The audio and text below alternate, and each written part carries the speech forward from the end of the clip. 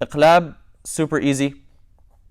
Noon Saakin or Tanween followed by the letter ba. We have the examples written right here. Min ba'd.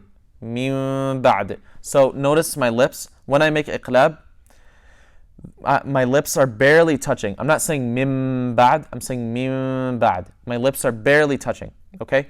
And you'll know that it's Iqlaab because there's a meme in the Mus'haf. If you see that meme over the noon, you know it's Iqlaab, okay? Whether it's a Tanween, like right here, Sami'an basira, or if it's a noon sakina, you'll know that it's Iqlaab just by seeing the meme. And Iqlaab is basically a form of Ikhfa, which we'll get to in a second, where it's kind of weird to say min ba'd.